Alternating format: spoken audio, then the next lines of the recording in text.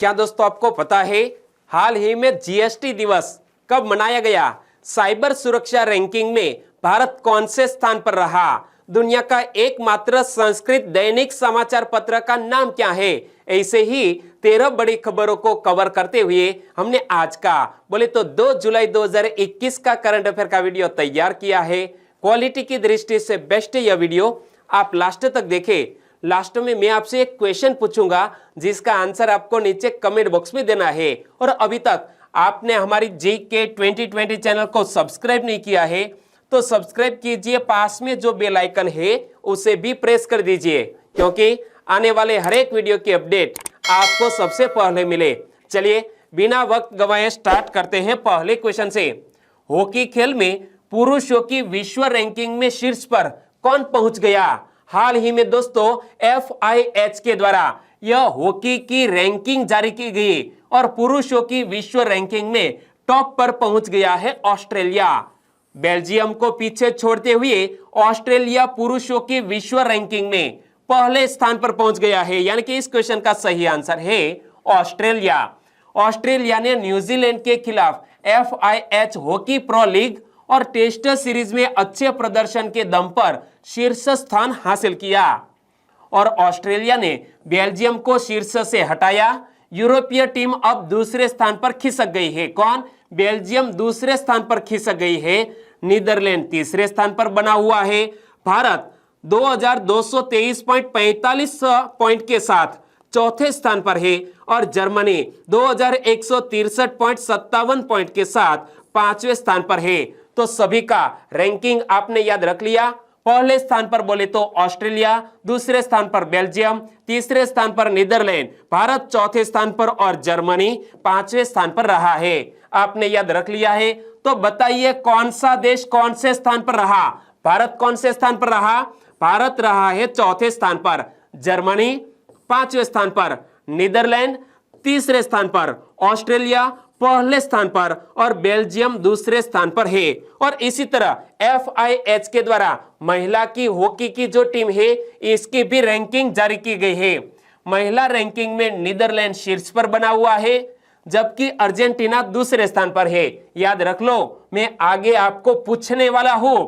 Netherlands शीर्ष पर बना हुआ है, अर्जेंटीना दूसरे स्थान पर है, जर्मनी पांचवें से तीसरे स्थान पर पहुंच गया है। जर्मनी ने तरक्की की है और ऑस्ट्रेलिया चौथे और इंग्लैंड पांचवें नंबर पर है, जबकि न्यूजीलैंड, स्पेन, बेल्जियम, आयरलैंड और भारत शीर्ष 10 में शामिल अन्य टीमें हैं। भारत कौन से स्थान पर है? महिलाओं की हॉकी टीम। दोस्तों भारत की यह महिलाओं की हॉकी टीम 10वें रैंक पर है।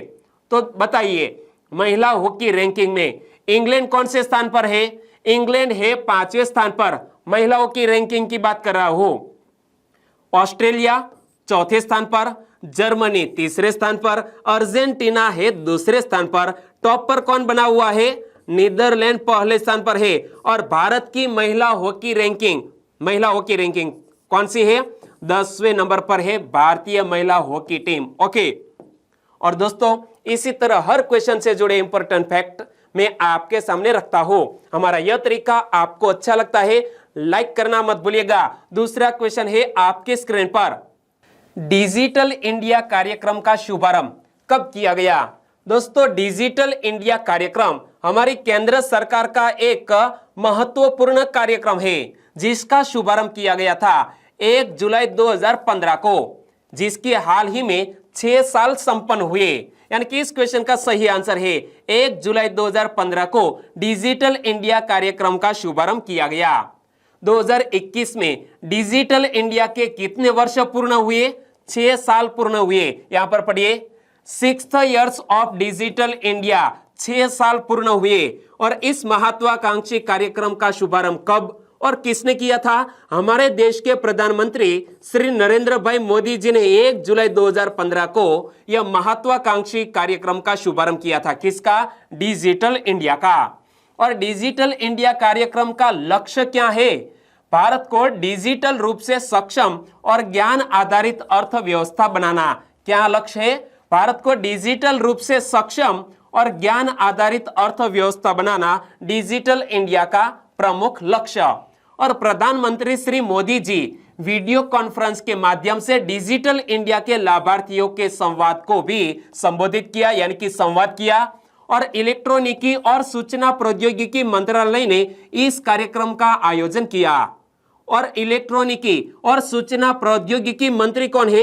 रविशंकर प्रसाद। इमेज में आप देख सकते हैं। तो कल ही दोस्तों हमारे प्रधानमंत्री श्री ने यह डिजिटल इंडिया लाभार्थियों के साथ संवाद किया। कब? 1 जुलाई को। और कोविड महामारी के दौरान लोगों को ई संजीवनी टेलीमेडिसिन सेवा के जरिए स्वास्थ्य सेवाएं मुहैया कराकर डिजिटल इंडिया ने महत्वपूर्ण भूमिका निभाई है। इमेज आप देख सकते हैं। ई संजीवनी टेलीमेडिसिन सेवा के जरिए स्वास्थ्य सेवाएं मुहैया कराकर डिजिटल इंडिया ने महत्वपूर्ण भूमिका निभाई है। तीसरा क्वेश्चन, 1 जुलाई को निम्न में से कौन सा दिवस मनाया गया? दोस्तों कल ही 1 जुलाई थी और प्रति वर्ष 1 जुलाई को कौन सा दिवस मनाया जाता है? जल्दबाजी में आप शायद ऑप्शन ले सकते हैं राष्ट्रीय डॉक्टर दिवस, लेकिन जल्दबाजी में यह आंसर आपका गलत हो जाएगा, क्योंकि 1 जुलाई को अंतरराष्ट्रीय चुटकुला दिवस भी मनाया जाता है और 1 जुलाई को ही भारतीय स्टेट बैंक अपना स्थापना दिवस भी मनाती है। यानी कि उपरयुक्त सभी ऑप्शन सही है 1 जुलाई के संदर्भ में। हमारा आंसर बन जाता है ऑप्शन डी, उपरयुक्त सभी। तो तीनों महत्वपूर्ण दिवस की बात करें तो सबसे पहले बात करते हैं हमारा राष्ट्रीय डॉक्टर दिवस की। डॉक्टर बिधान चंद्र रॉय के बारे में मैंने आपको बताया था कुछ दिन पहले ही। डॉक्टर बिधान चंद्र रॉय का जन्म 1 जुलाई 1882 को हुआ और डॉक्टर बिधान चंद्र रॉय का निधन 1 जुलाई 1962 को हुआ। यानी कि मृत्यु और जन्म दोनों एक ही तारीख है, 1 जुलाई। और यह बहुमुखी प्रतिभा के धनी एक वरिष्ठ चिकित्सक, विद्वान, शिक्षाविद, निर्भीक स्वतंत्रता सेनानी, कुशल राजनीतिज्ञ और प्रसिद्ध समाज सेवक थे। बंगाल के मुख्यमंत्री के रूप में उनके द्वारा किए गए उल्लेखनीय कार्यों के संदर्भ में उन्हें बंगाल का मसीहा भी कहा जाता है। क्या? बंगाल का मसीहा भी कहा जाता है डॉक्टर बिधान चंद्र रॉय को, जिसके सम्मान में यह प्रति वर्ष 1 जुलाई को नेशनल डॉक्टर्स डे मनाया जाता है। और 1 जुलाई को अंतरराष्ट्रीय चुटकुला दिवस सारे विश्व में मनाया जाता है। कब? 1 जुलाई अंतरराष्ट्रीय चुटकुला दिवस। और विश्व हास्य दिवस विश्व भर में कब मनाया जाता है? मई महीने के पहले रविवार को। तो यह फैक्ट भी याद रख लीजिए, क्योंकि जब भी कोई चुटकुला सुनाता है तो आपको हंसी आती है ना। तो विश्व हास्य दिवस यानी कि वर्ल्ड लाफिंग डे कब मनाया जाता है? मई महीने के पहले रविवार को। और इसलिए आप भी एक बार जोर से हंसिए, हा हा हा। और अंतरराष्ट्रीय चुटकुला दिवस है तो नीचे कमेंट सेक्शन में एक चुटकुला आपने कहीं सुना है, पढ़ा है, तो नीचे कमेंट सेक्शन में लिखिए। और चार्ली चैपलिन कहते थे, जिंदगी में सबसे बेकार दिन वह है जिस दिन आप नहीं हंसे। क्या चार्ली चैपलिन कहते हैं? कटी मुछ वाले चार्ली चैपलिन कहते थे, जिंदगी में सबसे बेकार दिन वह है जिस दिन आप नहीं हंसे। और 1 जुलाई को स्टेट बैंक ऑफ इंडिया ने अपना स्थापना दिवस भी मनाया। भारतीय स्टेट बैंक स्थापना दिवस 1 जुलाई को मनाया जाता है। 1 जुलाई 1955 को भारत सरकार ने इंपीरियल बैंक ऑफ इंडिया का अधिग्रहण नाम बदलकर इसका क्या नाम बदलकर कर दिया स्टेट बैंक ऑफ इंडिया। तो याद रख लो, पहले नाम क्या था? इंपीरियल बैंक ऑफ इंडिया, और स्टेट बैंक का अधिग्रहण कर लिया 1955 में 1 जुलाई को, और नाम बदलकर भारतीय स्टेट बैंक रखा गया। तो यह फैक्ट भी याद रख लीजिए। अच्छा लगता है ना? तो वीडियो को लाइक जरूर कीजिएगा। चौथा क्वेश्चन, हाल ही में नया पब्लिशिंग टूल बुलेटिन किसने लॉन्च किया है? एक नया पब्लिशिंग टूल बुलेटिन लॉन्च किया है फेसबुक ने। यानी कि इस क्वेश्चन का सही आंसर है ऑप्शन ए, फेसबुक ने नया पब्लिशिंग टूल बुलेटिन लॉन्च किया। स्वतंत्र लेखकों को बढ़ावा देने के उद्देश्य से, क्या स्वतंत्र लेखकों को बढ़ावा देने के उद्देश्य से फेसबुक ने अमेरिका में इन रचनाकारों का समर्थन करने के लिए प्रकाशन और सदस्यता टूल बुलेटिन के एक सेट की घोषणा की है। और विभिन्न मल्टीमीडिया प्रारूपों में प्रकाशन को सक्षम करने के लिए बुलेटिन फेसबुक पेजों के साथ एकीकृत होगा। और यहां हम बात करते हैं फेसबुक की। तो तकरीबन 1 माह पहले यह बात को लेकर, इस क्वेश्चन को लेकर भी फेसबुक करंट अफेयर में आया था। वो क्वेश्चन क्या था? हाल ही में द रेजिलियंसी इनिशिएटिव वेबसाइट किसने शुरू की है? हाल ही में the resiliency initiative website Facebook ने शुरू की है। और तब भी मैंने आपको बताया था, फेसबुक ने नई पहल द रेजिलियंसी इनिशिएटिव वेबसाइट क्यों शुरू की है? ऑनलाइन मंच पर नफरत और असहिष्णुता से निपटने के लिए जरूरी साधन और संसाधन उपलब्ध कराने के वास्ते यह नई वेबसाइट शुरू की है। और फेसबुक ने द रेजिलियंसी इनिशिएटिव वेबसाइट किसकी साझेदारी में शुरू की है? एशिया फाउंडेशन की साझेदारी में। किसके? द एशिया फाउंडेशन की साझेदारी में यह नई वेबसाइट फेसबुक ने शुरू की। तो बताइए, फेसबुक की स्थापना कब हुई? 4 फरवरी 2004 को, यानी कि 424। ओके। और फेसबुक के सह संस्थापक कौन कौन है? Mark Zuckerberg, Eduardo Saverin, Andrew McCollum, Dustin Moskovitz और क्रिस ह्यूज, इन सभी ने मिलकर फेसबुक की स्थापना की। फेसबुक का हेडक्वार्टर कहां पर स्थित है? अमेरिका के कैलिफोर्निया के मेनलो पार्क में फेसबुक का हेडक्वार्टर। और फेसबुक के लगभग 2.2 अरब यूजर है। और कल ही मैंने आपको हमारे भारत देश में फेसबुक यूजर के बारे में बताया था। आपको आंकड़ा याद है तो नीचे कमेंट सेक्शन में जरूर बताना। पांचवा क्वेश्चन, एशिया के सबसे लंबे हाई स्पीड टेस्टर ट्रैक का उद्घाटन कहां किया गया? हमारे भारत देश में यह एशिया के सबसे लंबे हाई स्पीड टेस्टर ट्रैक का उद्घाटन किया गया है। लेकिन हमारे भारत में किस राज्य में? मध्य प्रदेश राज्य में। यानी कि इस क्वेश्चन का सही आंसर है मध्य प्रदेश। और हमारे केंद्रीय भारी उद्योग एवं लोक उद्यम मंत्री कौन है? प्रकाश जावड़ेकर जी। और केंद्रीय राज्य मंत्री अर्जुन राम मेघवाल ने इसका वर्चुअल तरीके से उद्घाटन किया। और मध्य प्रदेश में यह हाई स्पीड टेस्टर ट्रैक कहां पर बनाया गया है? मध्य प्रदेश में धार जिले के पीथमपुर स्थित नेट्रेक्स में 11.3 किलोमीटर लंबे इस ट्रैक का निर्माण किया गया है। यानी कि ट्रैक की लंबाई कितनी है? 11.3 किलोमीटर। और इसको नाम दिया गया है नेट्रेक्स। तो इस टेस्टर ट्रैक को नेट्रेक्स यानी कि नेशनल ऑटोमोटिव टेस्टर ट्रैक्स नाम दिया गया है। क्या नाम दिया गया है? नेट्रेक्स। और यह एशिया का सबसे लंबा और दुनिया का 5वां सबसे लंबा टेस्टर ट्रैक है। तो यह बात याद रख लीजिए, एशिया का सबसे लंबा लेकिन दुनिया का 5वें नंबर का सबसे लंबा टेस्टर ट्रैक है। और इस ट्रैक को 250 किलोमीटर प्रति घंटे के न्यूट्रल स्पीड और 375 किलोमीटर प्रति घंटे की अधिकतम स्पीड टेस्ट करने के लिए बनाया गया है। यानी कि रफ्तार कितनी कर सकते हैं? इस टेस्ट ट्रैक पर आप 375 किलोमीटर झड़प से दोस्तों आप ड्राइविंग कर सकते हैं। और जब यह ट्रैक बनाया गया है मध्य प्रदेश में, तो मध्य प्रदेश की कैपिटल का नाम है भोपाल। भोपाल को राजा भोज की नगरी और जिलों की नगरी भी कहा जाता है। और यहां मैप में देखिए, सेंटर में स्थित है यह मध्य प्रदेश। और मध्य प्रदेश के अगल बगल में कौन कौन से राज्य स्थित है? गुजरात, महाराष्ट्र, छत्तीसगढ़। और यहां पर कौन सा है? उत्तर प्रदेश। और यह है राजस्थान। 5 राज्यों से सटा हुआ है मध्य प्रदेश। और मध्य प्रदेश का राजकीय पशु है बारहसिंगा।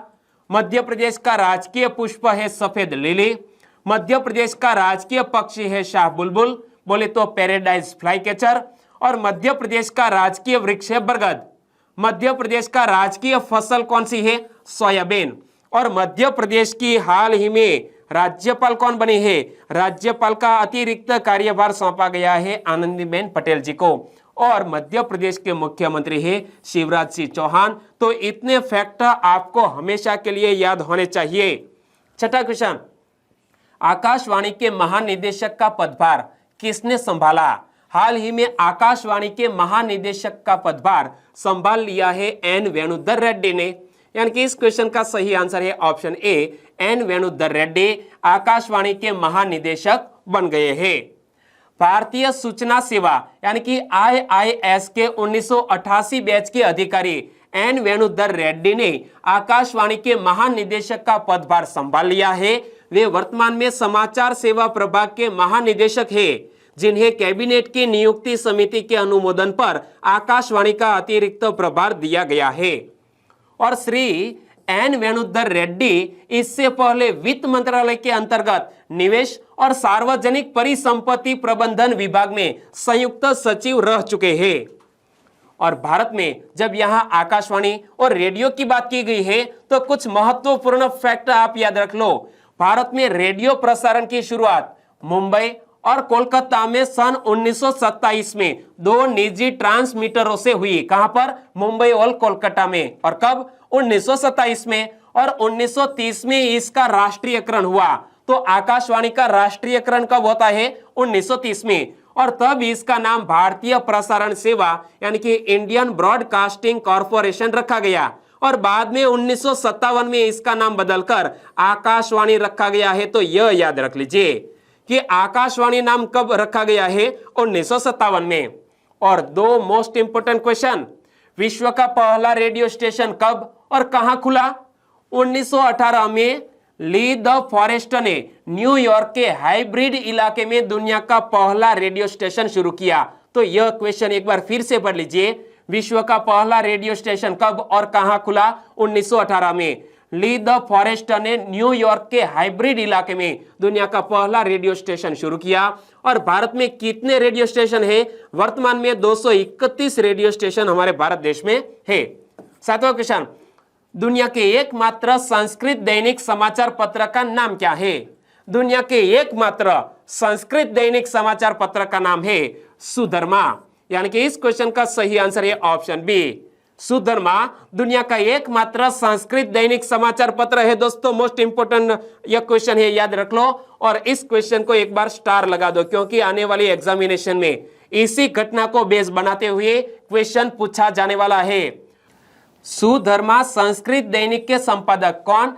के.वी. संपत कुमार का हाल ही में निधन हो गया, इसीलिए यह क्वेश्चन में आया है। दोस्तों सुधर्मा दुनिया का पहला एकमात्र संस्कृत दैनिक समाचार पत्र जिसके संपादक है के.वी. संपत कुमार, जिसका हाल ही में निधन हो गया। और साहित्य और शिक्षा के क्षेत्र में उनके योगदान के लिए उन्हें उनकी पत्नी के साथ 2020 में भारत सरकार द्वारा पद्मश्री सम्मान के लिए चुना गया था। और सुधर्मा की शुरुआत संपत कुमार के पिता पंडित वरद राजा अयंगर ने 1970 में की थी। तो यह मोस्ट इंपोर्टेंट बात है। सुधर्मा की शुरुआत करने वाले कौन? संपत कुमार के पिता, नाम क्या है? पंडित वरद राजा अयंगर ने। और कब शुरुआत की? 1970 में। और सुधर्मा दुनिया का एकमात्र संस्कृत दैनिक है जिसका मुद्रण और प्रकाशन कहां होता है? मैसूर से होता है। आठवां क्वेश्चन, सुर्खियों में रहे अभिमन्यु मिश्रा का संबंध किस खेल से है? इमेज में आप देख सकते हैं, सिर्फ 12 साल का एक छोटा सा लड़का जिसका नाम है अभिमन्यु मिश्रा। अभिमन्यु मिश्रा का संबंध है शतरंज से, यानी कि एक जाने माने चेस प्लेयर है अभिमन्यु मिश्रा, जो हाल ही में ग्रैंड मास्टर बने हैं। सबसे कम उम्र के ग्रैंड मास्टर बने हैं अभिमन्यु मिश्रा, इसीलिए करंट अफेयर में आए हैं। तो देखो क्या मामला है।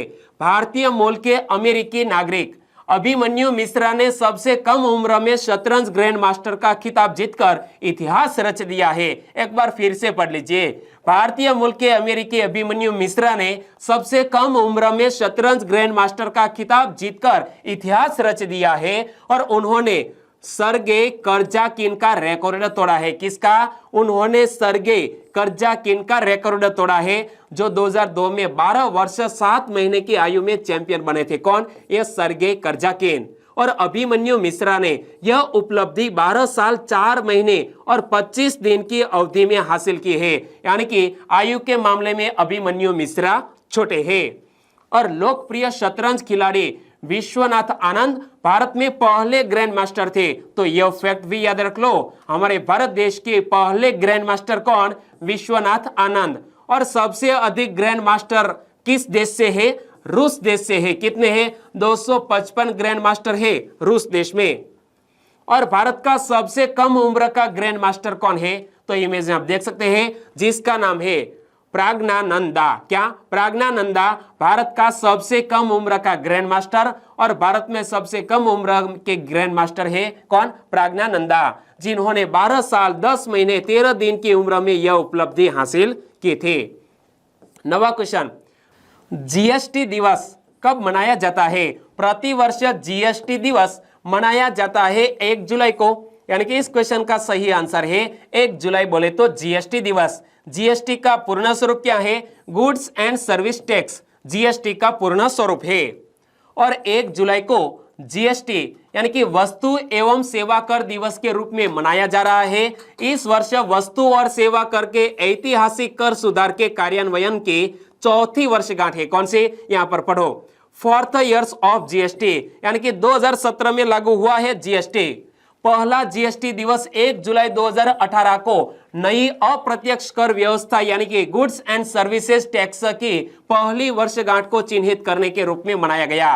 2018 में पहला, 19 में दूसरा, 20 में तीसरा और 2021 में यह चौथा जीएसटी दिवस मनाया गया है 2021 में। और संसद के सेंट्रल हॉल में आयोजित एक समारोह में 30 जून और 1 जुलाई 2017 की मध्य रात्रि में जीएसटी लागू किया गया था। तो यह तारीख हमें याद रख लेनी है, 1 जुलाई 2017, 30 जून और 1 जुलाई की मध्य रात्रि को जीएसटी लागू किया गया। और जीएसटी ने अंतर्राज्यीय व्यापार और वाणिज्य की बाधाओं को तोड़कर भारत को एक राष्ट्र एक कर में बदल दिया। और असम जीएसटी संविधान संशोधन विधेयक पारित करने वाला देश का पहला राज्य बन गया है। तो यह बात याद रख लीजिए, यदि एग्जामिनेशन में क्वेश्चन पूछ लिया जाए जीएसटी संविधान संशोधन विधेयक पारित करने वाला देश का पहला राज्य कौन बना था? असम। और क्वेश्चन यह पूछ लिया जाए जीएसटी विधेयक पारित करने वाला देश का अंतिम राज्य कौन बना था? जम्मू कश्मीर। 10वां क्वेश्चन, गृह मंत्रालय द्वारा अफस्पा यानी कि सशस्त्र बल विशेष अधिकार अधिनियम को नागालैंड में और कितने महीने के लिए बढ़ाया गया? हाल ही में नागालैंड में यह अफस्पा अधिनियम तकरीबन 6 माह के लिए बढ़ाया गया। यानी कि इस क्वेश्चन का सही आंसर है ऑप्शन बी, 6 माह। विस्तार केंद्रीय गृह मंत्रालय ने नागालैंड में सशस्त्र बल विशेष अधिकार अधिनियम बोले तो अफस्पा की अवधि 6 माह और बढ़ा दी है। इससे पहले गृह मंत्रालय ने 30 दिसंबर 2020 को नागालैंड को अशांत क्षेत्र घोषित करते हुए 6 माह तक के लिए 30 जून तक राज्य में अफस्पा लागू किया था, लेकिन फिर से 6 माह की समयावधि बढ़ा दी गई है। और शांति व्यवस्था बनाए रखने का जिम्मा सशस्त्र बलों को मिल जाता है। अफस्पा अधिनियम के तहत शांति व्यवस्था बनाए रखने का जिम्मा सशस्त्र बलों को मिल जाता है। कहां पर? नागालैंड में। और अशांत क्षेत्र घोषित किए जाने के बाद राज्य में शांति व्यवस्था बनाए रखने का जिम्मा सशस्त्र बलों को मिल जाता है। वहीं अफस्पा के तहत बल अशांत इलाकों में अपने विशेष अधिकारों का इस्तेमाल भी कर सकते हैं। 11वां क्वेश्चन, टोक्यो ओलंपिक के लिए क्वालिफाई करने वाले श्री हरि नटराज का संबंध किस खेल से है? इमेज में आप देखिए दोस्तों, क्या आप अंदाजा लगा सकते हैं कि हमारे भारत देश के श्री हरि नटराज का संबंध किस खेल से है जिन्होंने हाल ही में टोक्यो ओलंपिक के लिए क्वालिफाई किया है? वो हमारे भारत देश के एक जाने माने तैराक है। यानी कि तैराकी से संबंध है श्री हरि नटराज का और टोक्यो ओलंपिक के लिए क्वालिफाई कर लिया है। श्री हरि नटराज टोक्यो ओलंपिक के लिए क्वालिफाई करने वाले दूसरे तैराक बने। कौन से? दूसरे तैराक। और उन्होंने रोम में एक ट्रायल में 100 मीटर बैकस्ट्रोक स्पर्धा में 53.77 सेकंड का समय निकालकर क्वालिफाई किया। और इससे पहले साजन प्रकाश ने ओलंपिक के लिए क्वालिफाई किया था। किसमें? तैराकी में। और तब भी मैंने आपको साजन प्रकाश के बारे में भी बताया था। और हाल ही में द्युति चंद ने भी टोक्यो ओलंपिक के लिए क्वालिफाई कर लिया है। भारत की द्युति चंद ने टोक्यो ओलंपिक के लिए क्वालिफाई कर लिया है। तो द्युति चंद का संबंध किस खेल से है? वो हमारे भारत देश की एक तेज धावक है। उन्हें वर्ल्ड रैंकिंग कोटा के तहत जगह मिली है। और द्युति चंद ने 100 मीटर और 200 मीटर स्पर्धा में क्वालिफाई किया है। किस इवेंट में? 100 मीटर और 200 मीटर स्पर्धा में भारत का प्रतिनिधित्व करेगी द्युति चंद। और द्युति चंद के जीवन से जुड़े हुई एक किताब का हाल ही में दोस्तों लोकार्पण किया गया है। तो इस किताब का नाम क्या है? आपको याद है तो नीचे कमेंट सेक्शन में जरूर बताना। 12वां क्वेश्चन, साइबर सुरक्षा सूचकांक में भारत को कौन से स्थान पर रखा गया है? साइबर सिक्योरिटी के मामले में भारत को 10वें स्थान पर रखा गया। यानी कि इस क्वेश्चन का सही आंसर है 10वें स्थान पर। अंतरराष्ट्रीय दूरसंचार संघ के वैश्विक साइबर सुरक्षा सूचकांक यानी कि ग्लोबल साइबर सिक्योरिटी इंडेक्स 2020 में भारत ने 37 स्थानों की बढ़त के साथ शीर्ष 10 देशों में जगह बनाई है। यानी कि हमारा दोस्तों एक अच्छा उछाल आया है। 37 स्थानों की बढ़त के साथ हमारा देश टॉप 10 में शामिल हो गया है। किस मामले में? ग्लोबल साइबर सिक्योरिटी इंडेक्स के मामले में। और यह 4th एडिशन हाल ही में जारी की गई है। साइबर सुरक्षा के लिहाज से सूची में सबसे ऊपर अमेरिका है। तो यह फैक्ट याद रख लो कि यह साइबर सिक्योरिटी के मामले में पहले स्थान पर कौन है? अमेरिका। उनके बाद ब्रिटेन व सऊदी अरब एक साथ दूसरे स्थान पर है। दूसरे स्थान पर इस इंडेक्स में दो देश, ब्रिटेन और सऊदी अरब, जबकि तीसरे स्थान पर है एस्टोनिया। कौन? एस्टोनिया। आपने याद रख लिया, अमेरिका पहले स्थान पर, ब्रिटेन और सऊदी अरब दूसरे स्थान पर और एस्टोनिया तीसरे स्थान पर। और यहां हम ITU की बात करें तो ITU का गठन 17 मई 1865 को। ITU का हेडक्वार्टर कहां पर स्थित है? स्विट्जरलैंड के जिनेवा में। और ITU के वर्तमान महानिदेशक कौन है? हॉलिन जाहो। इमेज में आप देख सकते हैं। 13वां और last question, corona vaccine G-CoV-D किसने विकसित की है? हमारे भारत देश की एक नई वैक्सीन सामने आई है, ज़ायडस कैडिला ने। किसने? ज़ायडस कैडिला ने यह G-CoV-D हाल ही में विकसित की है। तकरीबन 28,000 लोगों पर ट्रायल किया गया है और यह सबसे बड़ा आंकड़ा है ट्रायल के मामले में। 28,000 लोगों पर यह G-CoV-D एक कोविड वैक्सीन का ट्रायल लिया गया है। यानी कि इस क्वेश्चन का सही आंसर है ऑप्शन सी, ज़ायडस कैडिला ने। ज़ायडस कैडिला की कोरोना वैक्सीन G-CoV-D का तीसरे चरण का ट्रायल हो चुका है। इसमें 28,000 प्रतिभागियों ने हिस्सा लिया था और भारत में किसी वैक्सीन का यह अब तक का सबसे बड़ा ट्रायल है। क्या? भारत में किसी वैक्सीन का यह अब तक का सबसे बड़ा ट्रायल है। और स्टडी में पाया गया है कि ज़ायडस कैडिला की G-CoV-D कोरोना वैक्सीन 12 से 18 साल के बच्चों के लिए सुरक्षित है। यह बड़ी बात हुई ना कि 12 से 18 साल के बच्चों के लिए यह G-CoV-D सुरक्षित मानी जा रही है। और G-CoV-D की कुल 3 खुराक लेनी होती है, क्योंकि हमारे भारत देश में जो भी वैक्सीन है इसकी 2 खुराक ली जाती है, लेकिन G-CoV-D की आपको 3 खुराक लेनी होगी। और भारतीय कंपनी ज़ायडस कैडिला ने अपनी कोरोना वैक्सीन G-CoV-D के लिए भारत के औषधि महानियंत्रक से आपातकालीन इस्तेमाल की भी मंजूरी मांगी है। किससे? DCGI से आपातकालीन इस्तेमाल की भी मंजूरी मांग ली है ज़ायडस कैडिला ने। और अब बात करते हैं लास्ट वीडियो के क्वेश्चन की। लास्ट वीडियो में मैंने आपसे क्वेश्चन पूछा था, निम्न में से किस कृषि संस्थान के वैज्ञानिकों ने अमरूद की एक अनोखी किस्म काला अमरूद विकसित किया है? तो हाल ही में बिहार कृषि विश्वविद्यालय भागलपुर के कुछ वैज्ञानिकों ने अमरूद की एक नई किस्म, अनोखी किस्म काला अमरूद विकसित की। यानी कि इस क्वेश्चन का सही आंसर था ऑप्शन डी। और लगभग सभी दोस्तों ने बिल्कुल सही जिक्र किया है। इनमें से कुछ फ्रेंड के नाम लेना चाहूंगा। तो एक है कोमल बा राहुल, आपका भी हमारे चैनल में स्वागत और आपका आंसर बिल्कुल सही।